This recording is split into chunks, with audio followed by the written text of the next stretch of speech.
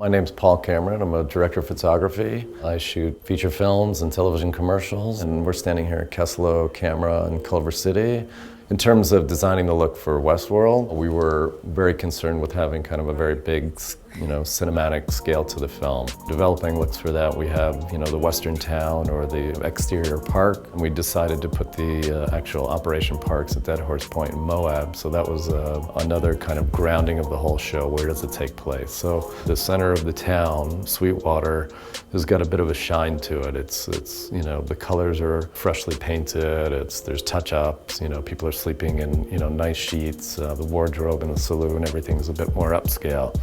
As you kind of leave the park, things begin to get a little more dangerous, and there's a bit of a color shift. We begin to get into a little dirtier, dustier Western world. In terms of the look for the operations center, a lot of us weren't aware of the actual time frame of Westworld. We were basically told that it exists not too far in the distant future. I think as we've learned, it also takes place in the not too distant past. And so I wanted to develop a look there that was kind of, a bit darker and chromatic in the blues and greens, and so that we could do a lot of color separation in those sets. As you get into the operations center and you're in the control room with the map, it's a bit more high scale. As you go deeper into the bottom floors of Westworld, it gets a bit dingier, and to the point of the very bottom where they decommission the hosts, we photographed at the Hawthorne Mall here down in Southern California, and that's kind of the belly of the beast, and that's a very dark atmosphere.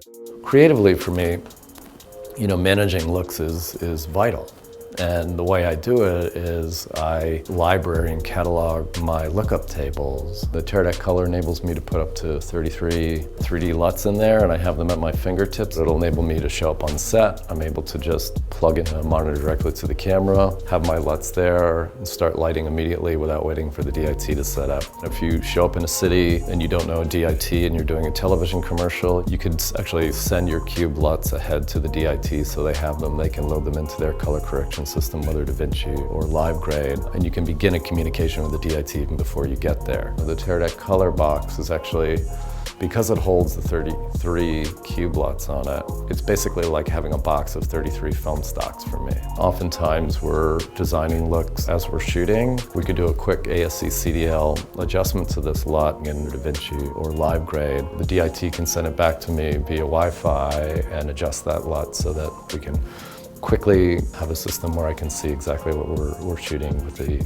proper adjustments on the ASC CDL. What's the big deal? Well, I think a lot of the challenges for DPs is that they show up on set and there'll be 25 cables coming out of here. There'll be the battery cable for this, there's going to be the battery cable for that.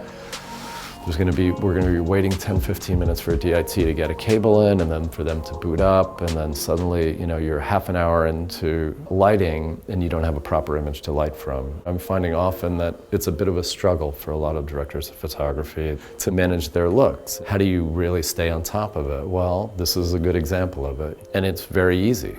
Now I have looks that I can depend on, so if I shoot something with a Velvia look here, and I send this LUT to any digital dailies place, they are going to output it with that LUT. If I'm shooting a movie, once I say this is the show LUT for the movie, that LUT stays through all visual effects all the way through the pipeline.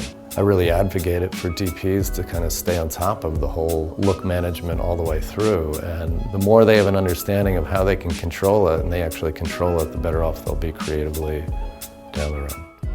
If I could give any advice to aspiring directors of photography, it would be, don't worry about all the technology. There's very simple technology that's available to you to manage your craft.